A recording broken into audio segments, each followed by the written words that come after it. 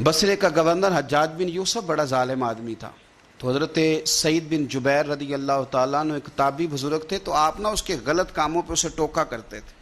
ہمارا یہ مسئلہ ہوتا ہے کہ جب ہمیں کوئی ٹوکتا ہے تو ہمیں ضد چڑھتی ہے، یہ نہیں دیکھتے کہ میں پہلے دیکھ لوں میری کہیں کوتاہی پہ تو نہیں ٹوک رہا۔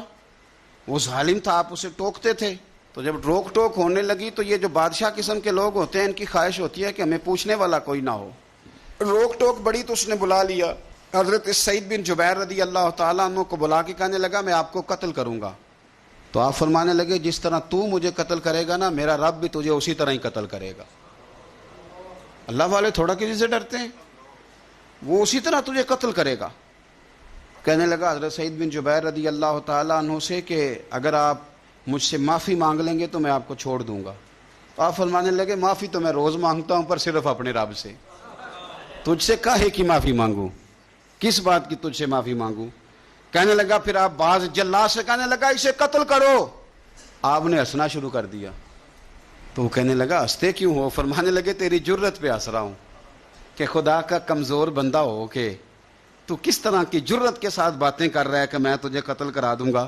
اس نے کہا پکڑو، اور غصے میں آ گیا، پکڑو اور انہیں قتل کرو۔ جب قتل کرنے لگے تو آپ نے منہ کعبے کی طرف کر لیا اور پڑھا انی وجہت وجہی للذی فطر السماوات والارض حنیفا وما انا من المشرکین۔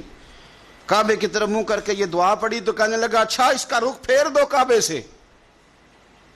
تو آپ کا جب رخ پھیرا تو آپ فرمانے لگے تو بڑا ہی بیوقوف ہے، فَإِنَّمَا تُوَلُّوا فَثَمَّ وَجْهُ اللَّهِ، تمہیں پتہ نہیں منہ جدھر بھی کرے اللہ ادھر ہی ہوتا ہے۔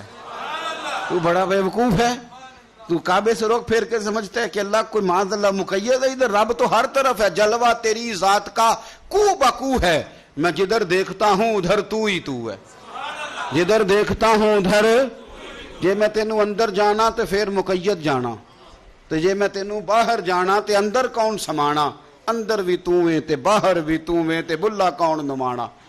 فرمایا کہ بھئی ہر طرف ہی اللہ ہے۔ اب اس نے پتہ کیا کیا، آپ کو جب قتل کروا رہا تھا نا تو حضرت سعید بن جبیر نے ہاتھ اٹھایا کہ اللہ میرے بعد اسے کسی اور کو قتل کرنے کا موقع نہ دینا، میں اتنی بات کسی اور پر اسے مسلط نہ کرنا۔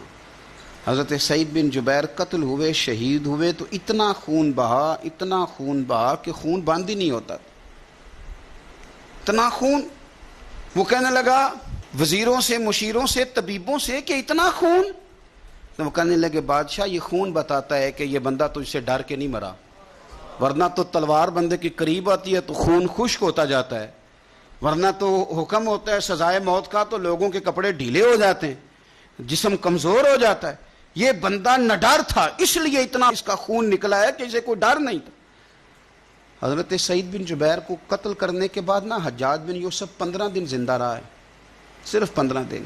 کینسر ہو گیا پیٹ میں، اتنی تکلیف ہوئی کہ جس بیماری کو آج آپ کینسر کہتے ہیں کہ کسی کی سمجھ میں نہیں آتا تھا۔ طبیب گوشت کی بوٹی ڈالتا تھا دھاگے کے ساتھ پیٹ میں، تو باہر آتی تھی تو وہ گل سڑ کے باہر نکلتی تھی، اس کے اپنے بھی اس کے کمرے میں نہیں جاتے تھے۔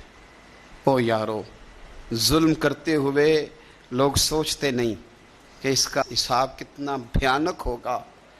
رات کو چیخ مار کے اٹھتا، گھر والے کہتے تجھے کیا ہوا؟ کہ 15 دن زندہ رہا، ایک رات سو نہیں سکا۔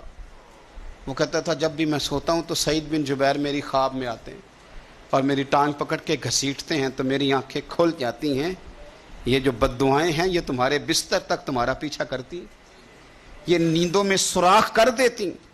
لوگ کہتے ہیں پتہ نہیں کیا بات ہے سویا نہیں جاتا، تو میں کہتا ہوں پتہ کر لو، شاید کو بات نکل ہی آئے، پتہ کر لو، دیکھ لو، غور کر لو، توجہ کر لو، شاید کو بات نکل آئے۔ اگر نکل آئے نا تو پھر توبہ کر لو، اور اگر نکل آئے تو پھر معافی مانگ لو، اگر نکل آئے تو پھر اللہ سے ڈر جاؤ، اگر نکل آئے تو پھر احتیاط کر جاؤ۔